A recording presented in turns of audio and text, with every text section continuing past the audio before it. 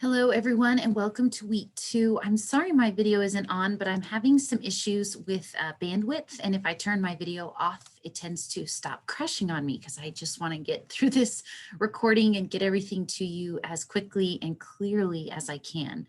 So we're in week 2, but I wanted to make sure you are aware of how everything works within the observation hours that are required for this course. So as you can see here, I've got week 8 open. I'm going to come down here to required observation hours earned and rewarded, and there's a couple important words there. So once you click on this observation log, it's going to open up a Word document. I'm going to pull over here.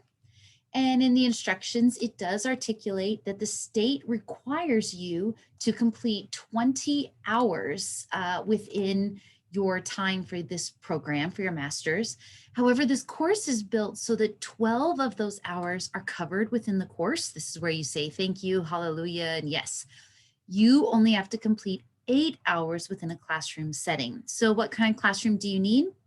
You need a classroom where students with exceptionalities are being supported or taught. These hours will be recorded on a separate log with specific information and data collected. Please review each observation log. One's for the course content, one's for the other. So complete each cell with the required information. Make sure it's clear, complete, and specific. You also need to make sure you have your response in a different color. And then the points awarded to you will be dependent on your correct completion of this initial log for course content. So you are welcome to work on these as we go, or you can wait until week 8 and jump back in. The instructional hours or the observation hours that are embedded in the course do not start until week 4. So let's look at those first. Here are the course content observation hours. So in week 4, you're going to conduct an interview with 3 individuals. You're going to provide their names here. If this is completed correctly, you could possibly earn 2 hours, and so those hours will be awarded here. Then you're going to watch this RTI video, which is like professional development, and you're going to actually click here, and you're going to go up to home, and you're going to put it in red or whatever else.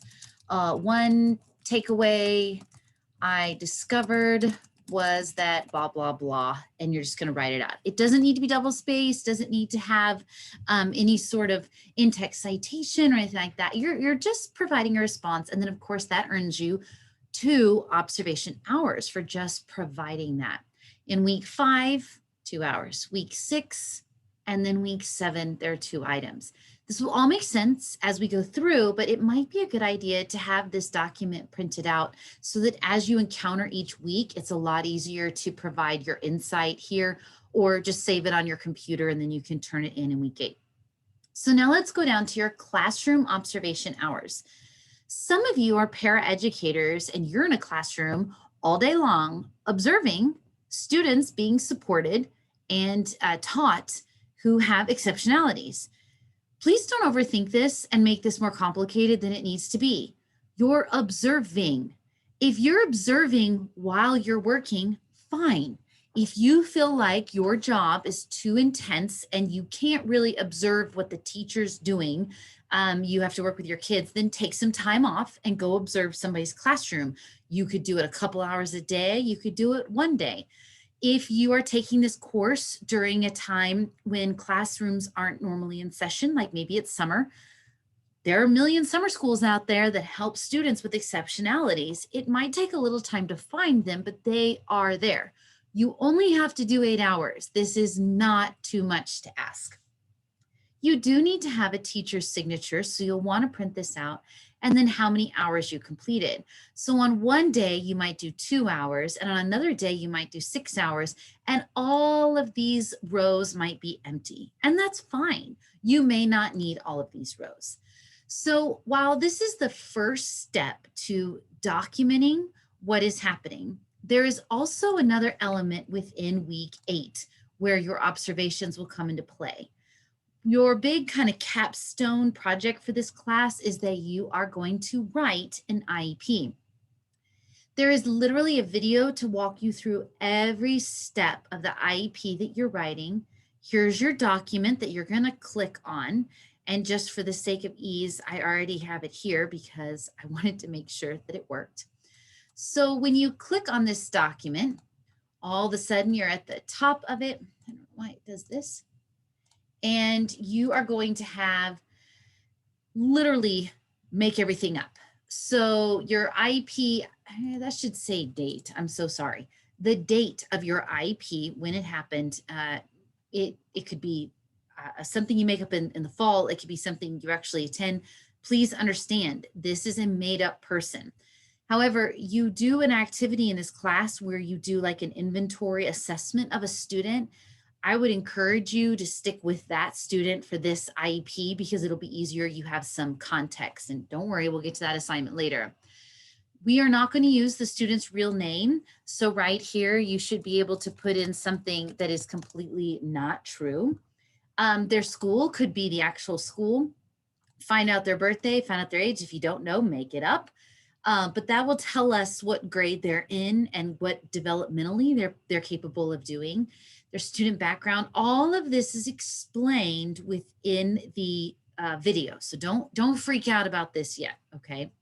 However, I want to point out that down here, this is like a review of everything that we've completed in the course in regard to this made up or real student that you are creating an IEP for.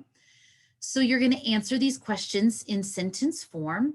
And down here, reflect on your time in the classroom observing a teacher supporting students with exceptionalities. Identify and describe how the teacher used two different strategies or tools to support student learning. This could be any strategy, any tool, any approach that we have utilized within this course. So be thinking about that, and during your 8 hours of observation, make sure that you feel confident that you can identify what has happened. So we have some discussions here or instructions, I'm sorry, whatever else. But all I wanted you to be aware of is that that is where the information is found in week 8, right down here, required observation hours earned and awarded, and also within the syllabus everything as well. Keep reaching out to each other. If you have any questions, you are more than welcome to reach out to me if you're having trouble getting a placement in a school. But there are lots of options. And even if you have kiddos who are doing distance learning or online learning, if they'll let you, you can join in the class, turn your camera off, just listen and observe, and that can be your 8 hours.